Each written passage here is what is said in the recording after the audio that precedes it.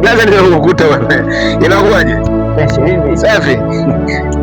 Bwana, kwenye harakati zangu nilipotoka huko nimekuta jamaa hilo jamaa linaonga afu lenyewe lijana. Mbona zungumziaje watu wanaonga hapo awali wale? Nataka nikwambie kitu kimoja ndugu yangu. Katika maisha anayestahili kuungwa ni mwanamke mmoja tu. Mwanamke ambaye hata Mungu mwenyewe anapenda kumuomba. Hawa wanawake wengine wote dhambi. Kwa sababu mwanamke ambaye namzungumzia mimi, hata yeye mwenyewe alikuwa akaenda gengeni, alikuwa anakukumbuka kukuletea zawadi. Alafu yule mwanamke huyu alikuwa yeye mwenyewe hajakula na kula. Alafu kabla hajala yeye alikuwa anakula wewe. Alikuwa anakufikiria sana. Yaani ukimwomba mwanamke, kwa Mungu unapata sawabu. Alafu yeye atakiwa aombe.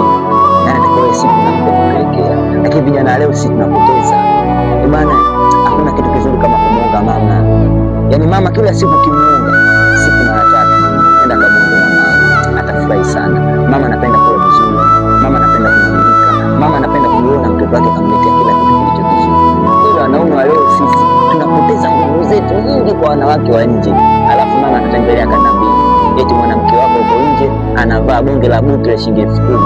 Oya, wengine mama zetu usonge wanawake wa nje.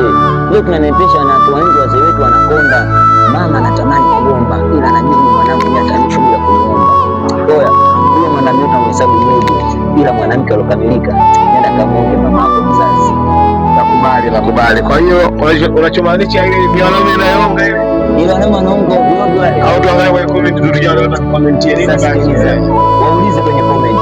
Mama na mwanamke wa nje. Nani anastahili kuomba? Tauliza kwenye comment baadaye. Hapo ndo tajua mwenye akili.